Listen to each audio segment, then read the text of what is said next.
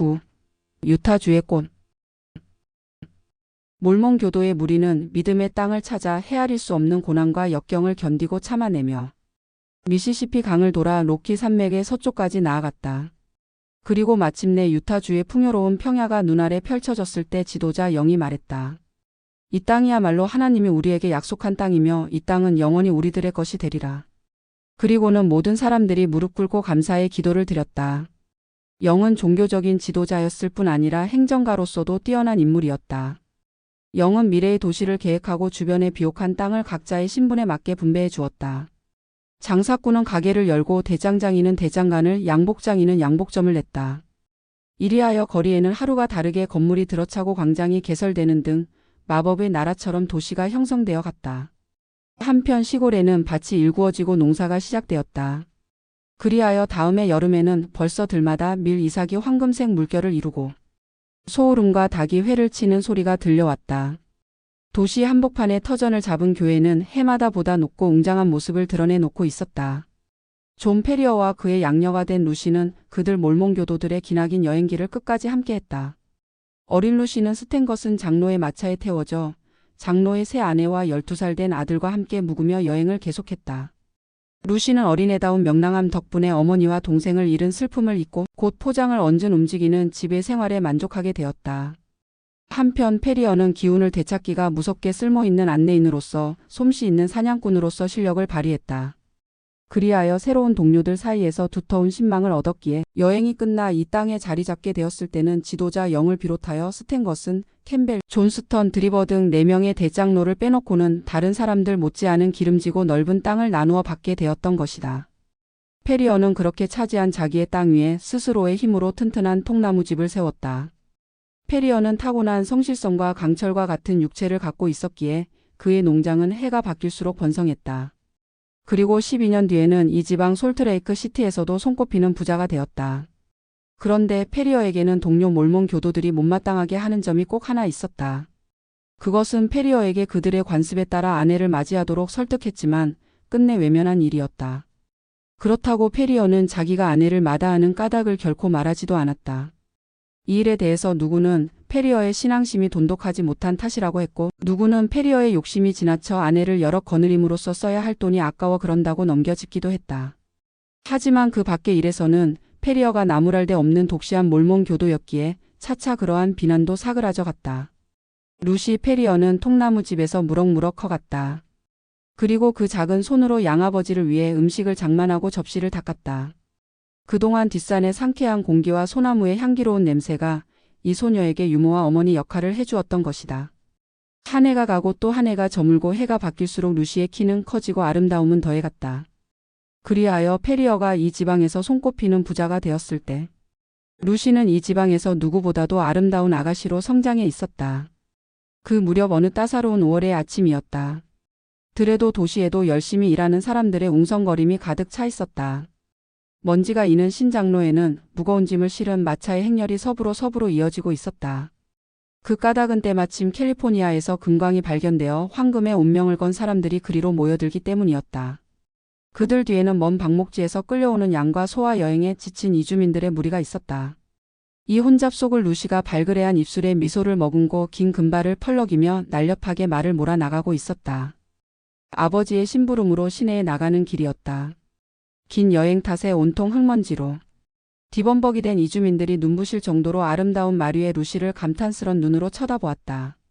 루시가 시내 입구에 접어들었을 때 5-6명의 카우보이가 모는 소떼가 길을 막고 있었다. 루시는 갈 길이 답답해지자 소 사이로 말을 몰아 소떼를 따돌리려고 했다.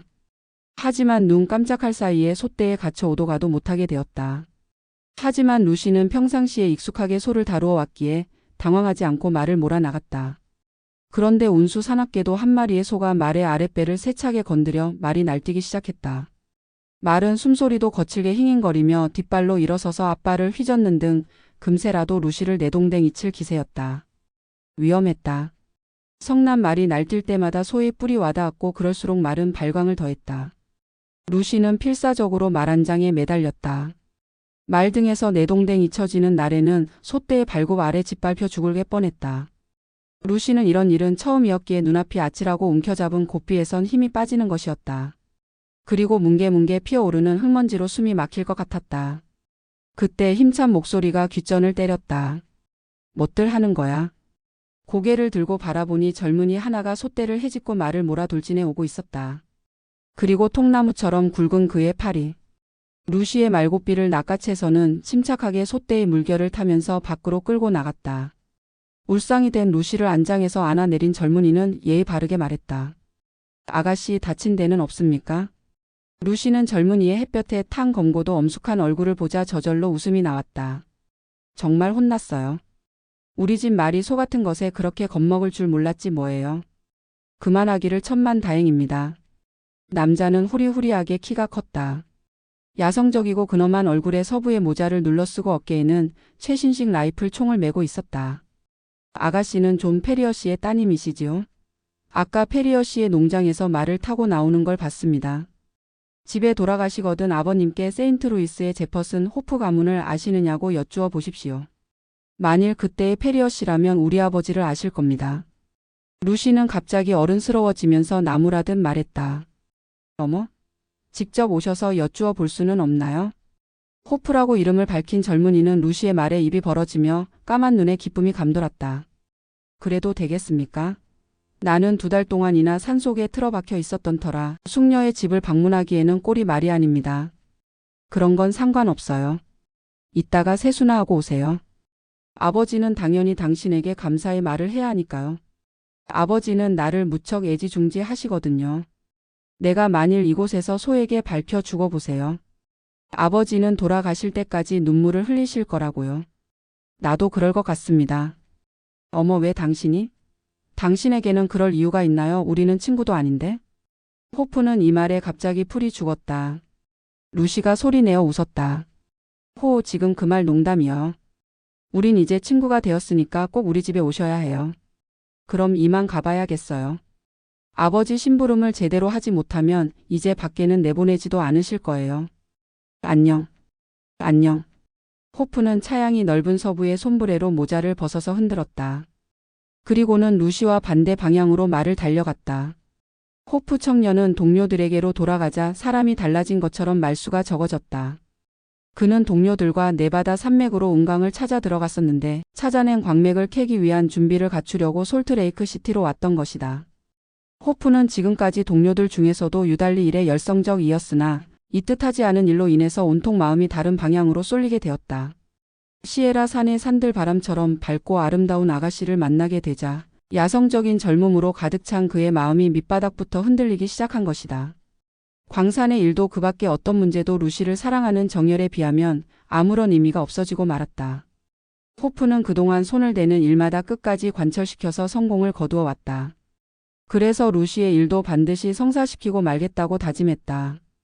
호프 청년은 그날로 페리어 씨의 농장을 방문했고 그 횟수는 차츰 늘어 이제 스스럼없이 드나들게 되었다. 페리어는 그럭저럭 10여 년을 농장에 틀어박혀 농사일에만 열중했기에 바깥 세상이 어떻게 돌아가는지 아는 것이 없었다. 그러나 호프 청년은 그런 것을 널리 알고 있었거니와 이야기도 잘해서 페리어뿐만 아니라 루시도 그의 이야기에 관심을 갖고 귀를 기울였다. 호프는 탐험, 사냥, 목장 경영 등 두루 경험을 했고 그 과정에서 피 끓는 많은 모험을 했던 것이다.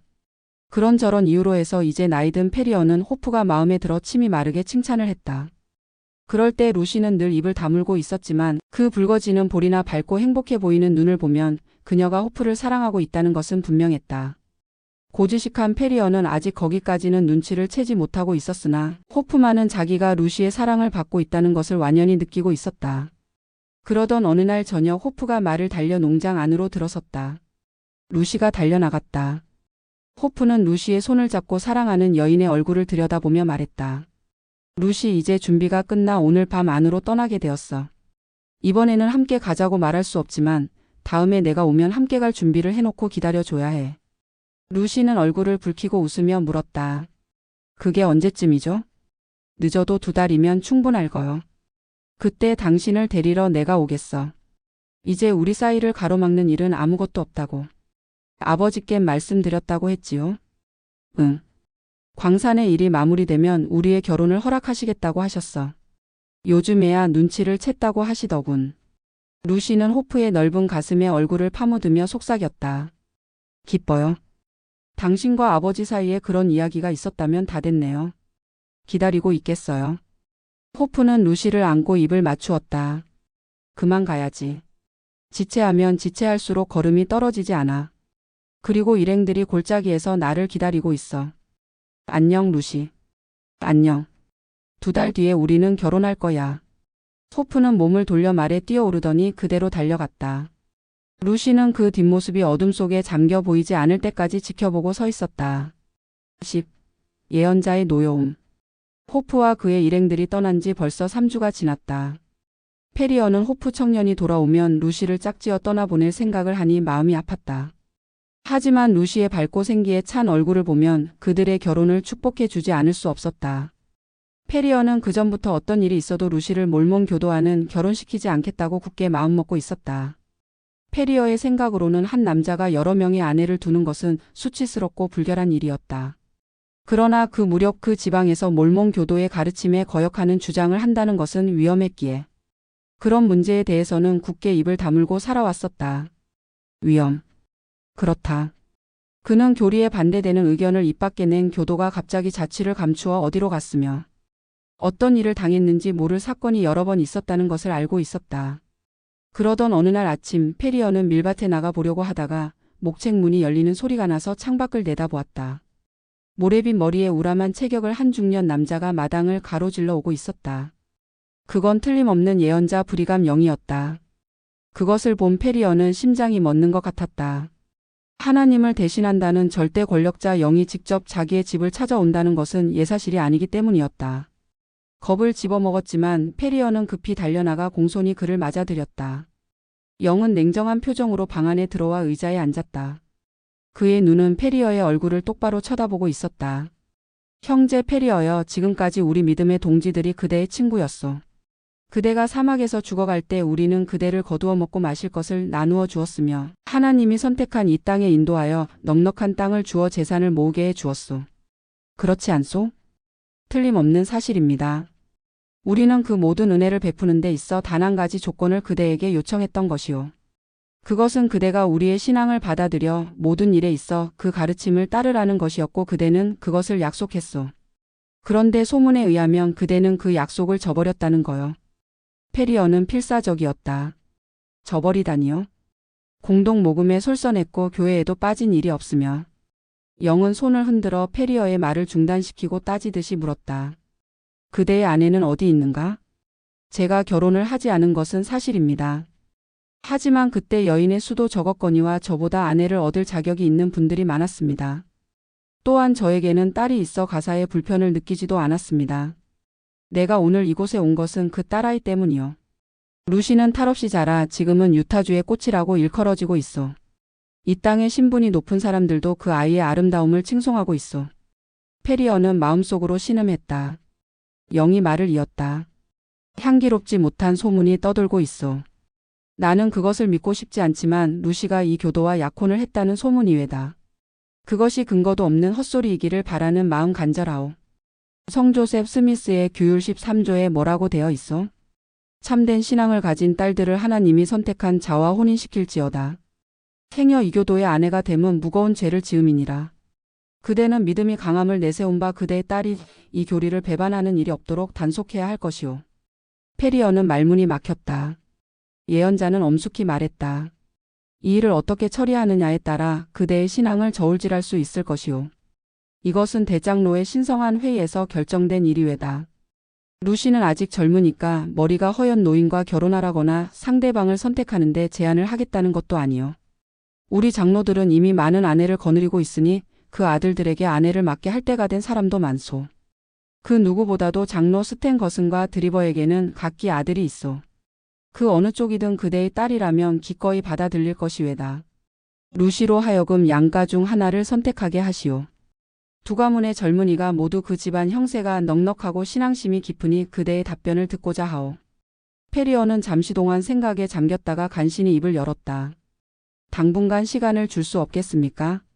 딸아이는 아직 철이 없어서 당황할 겁니다.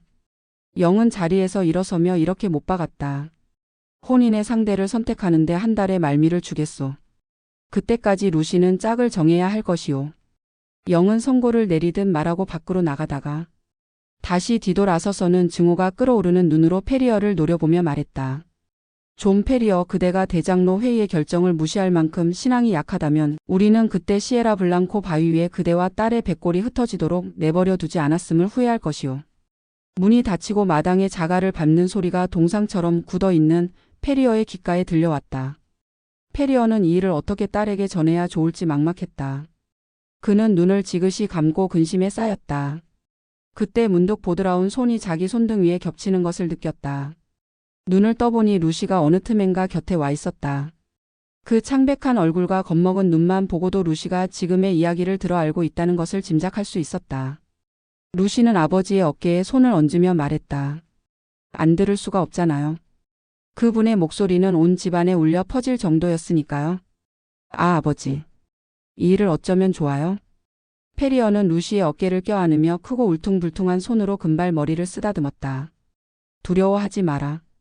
어떻게든 해결을 봐야지. 설마 호프를 사랑하는 내 마음이 이 일로 흔들리는 것은 아니겠지? 루시는 세차게 고개를 흔들고 대답 대신 흐느껴 울었다. 됐다. 루시야. 그런 말을 물어본 내가 바보로구나. 호프는 훌륭한 젊은이자 크리스트교인이지. 이곳 사람들이 아무리 자기들의 신앙이 돈독하다고 해도 호프에게는 미치지 못할 거다. 내일 네바다 주로 떠나는 사람이 있으니까 편지를 보내어 우리의 절박한 상황을 그에게 알리도록 하자.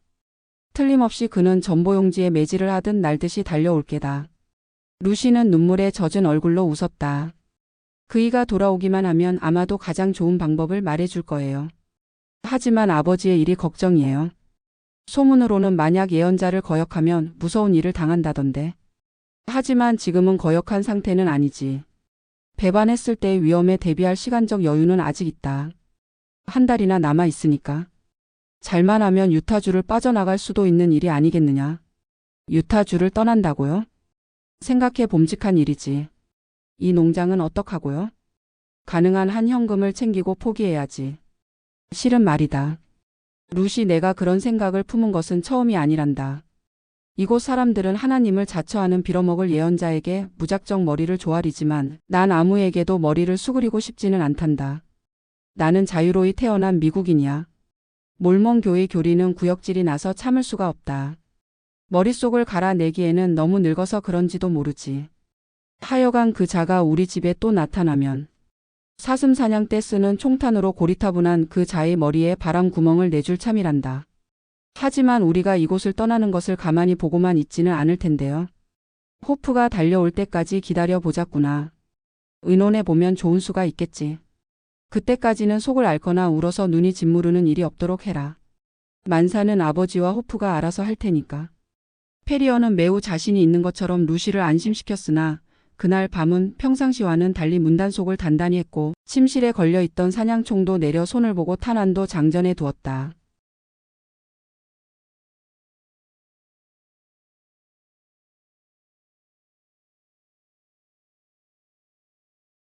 시청해 주셔서 감사합니다.